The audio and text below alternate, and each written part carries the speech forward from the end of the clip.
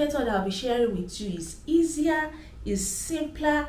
Anybody, yes, anybody can try this method. It is quite obvious that there are a lot of videos, content, and even write-ups everywhere on the internet on how to conceive a baby boy. And it has been even from testimonies that most of these methods that are recommended are cake and they do not work. That is why in today's video, I am going to be sharing with you 100% proven method through which you can conceive a baby boy. So I would advise that to watch this video till the end and follow what I'm going to say to you step by step. Now, if we are looking at how to get pregnant, you are maybe trying to conceive a child, this video is not for you. This video is specifically for those who don't have challenges conceiving babies, but who are just trying to ensure that in their next pregnancy, they have a baby boy. So let's jump right into this.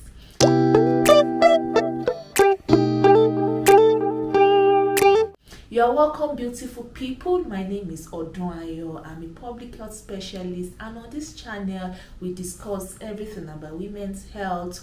We discuss a little bit of travel, but we do a lot of interesting things. So if this is something that you really wish to know or you really wish to hear about, you can click on the subscribe button and join the community. That's by the way.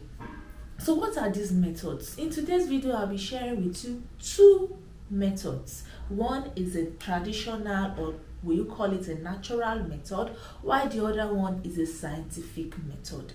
I'll start with the traditional method. So this traditional method, it is easier, it is simpler. You just need to pay some little attention to certain details. And in this traditional method is what we call, or some persons call, sex timing. That is your time when you meet your partner so that you can conceive a baby boy. I know it sounds general, like, oh, that's what I've been hearing about, but please listen to me very well. This method that I'm going to be talking about leverages on 4 characteristics of the man's sperm. The first one is the fact that the man's sperm has X and Y chromosome. Listen to this part very well. As X and Y chromosome. Now, the female ovary or the ovum of a female, of a woman, has X and X, which means X stands for female, Y stands for male. So has X and X, which means for her she's predominantly female, but for the man's sperm, the chromosome in a man's sperm has both X and Y. That is, it has the X chromosome that could give a probability of having a female child, and then it has the Y chromosome that could give a probability of having a male child. So what are the issues here? Why I said you should listen. Scientifically proven, the semen of a man contains 50% sperm with X chromosome and 50% sperm with Y chromosome. So this means that the chances of having a male child or a female child is 50% naturally. So naturally, you should be able to conceive a male child as much as you are able to conceive a female child.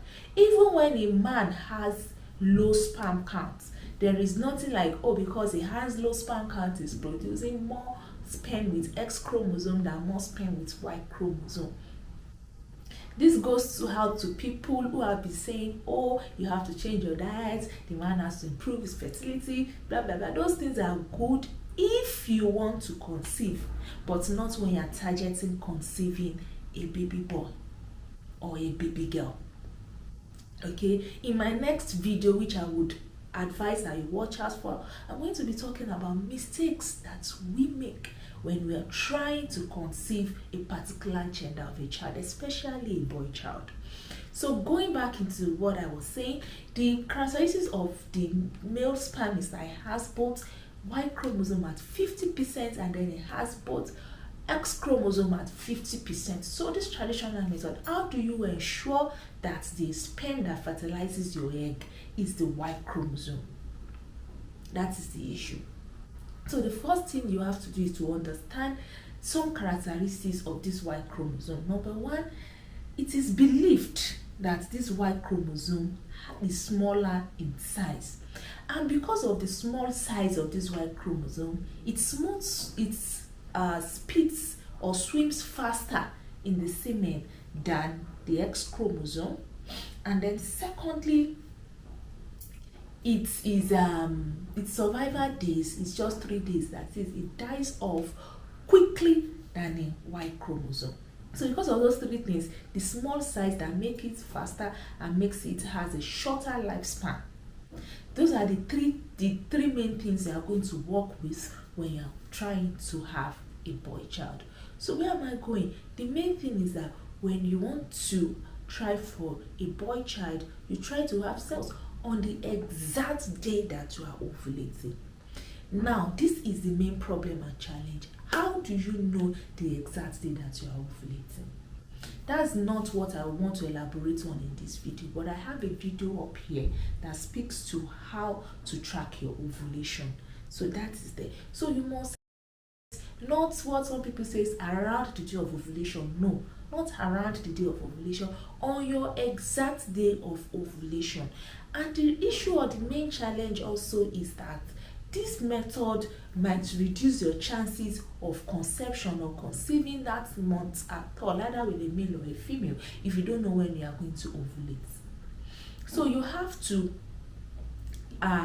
wait for the day of ovulation, because the female chromosome, that is the X chromosome, can live longer than the Y chromosome. It could live up to 5 days, while the Y chromosome could die on the 3rd day. The female chromosome could live up to 5 days. So it is advised, note, that to abstain up until the day of your ovulation. If you can try this, get it accurately, you have increased your chances of having a female child. Now, this method that I've said is not a medical method. I said it is a traditional method, and that is why medical science has rated that this method could only be 70% effective, because there are so many conditions that are attached. Remember, I said you must get the exact day of ovulation, and then you must abstain until the day of ovulation. So because those two conditions are quite stringent for couples to adhere to, or for couples to get accurately, it reduces your chances of getting a male child.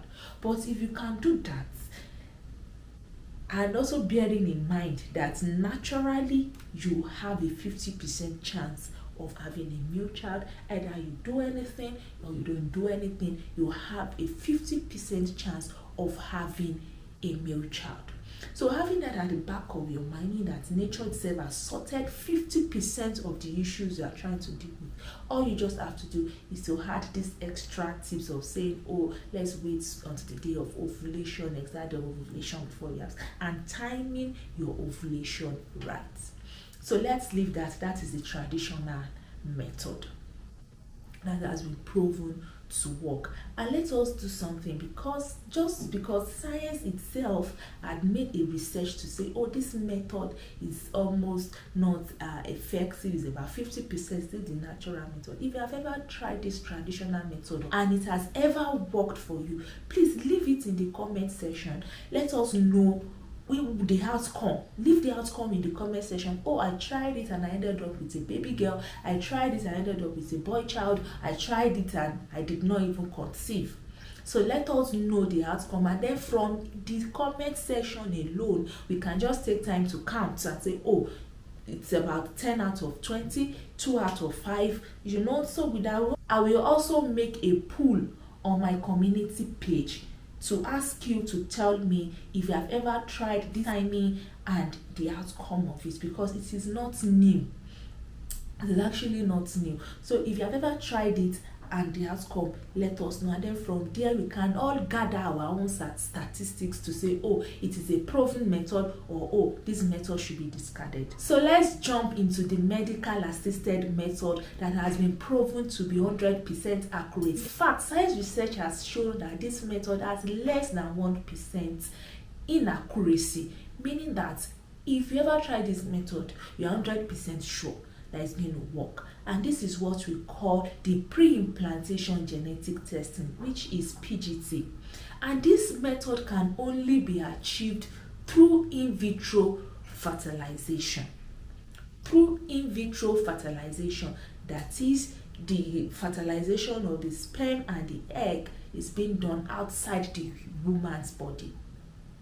So when this is done outside the woman's body, a test is carried out. Now, this test is usually done to check for anomalies, to check if there are issues with the embryo, or if the child is going to have a medical condition, if there are some genetic deformities that you are trying to check for, and you want to know if the child will be susceptible to that deformity, you can use PGT to know.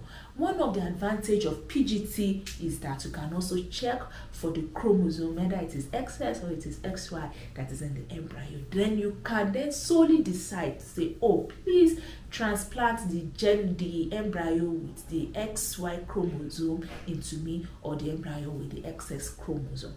So this method is 100% accurate, although it is quite expensive because it does not come with the cost of IVF. If your IVF is going to cost you $2,000, if you are doing PGT, you might be paying an extra $1,000. So it's as expensive as that. So because of the expensive nature, a lot of people don't really go into it, except if they need medical assistance to get pregnant. Ideally, then they might just say, oh, what's the extra cost? Let's test for the for anomaly, or test for the gender of the baby, of the embryo. That can be done. But for people who might not really have issues conceiving, the stress of going through IVF, and then the cost of going through IVF, and then the cost of doing PGT is scary and might scare a lot of people away. They might not want to do it. That is why that traditional method that I mentioned earlier, we cannot always wish it away. Although it is not scientifically proven, it is not medically recommended most times, but it is a method that some persons have tried and it has worked. So that will be all for today. In my next video, which is also very important that to watch if you're interested in conceiving a baby boy, is to identify common mistakes that people make, especially with that traditional method that does not make it to work. I will also be adding common mistakes that we make when we are going for medical assisted methods in choosing the gender of your child. So we are going to explain all that in my next video, which I would also want you to watch. So if you have enjoyed this video much enough, try to give this video a thumbs up, that is a like. That is how to encourage me. Give this video a like. You can drop a comment, remember, on if you have tried sextiming, or you know someone that has tried sextiming and it worked. And also, please, you can subscribe if you want to. If you'd love to be a part of this community, click on the subscribe button and click on the notification bell. So see you some other time, and see you in my next video. Bye bye.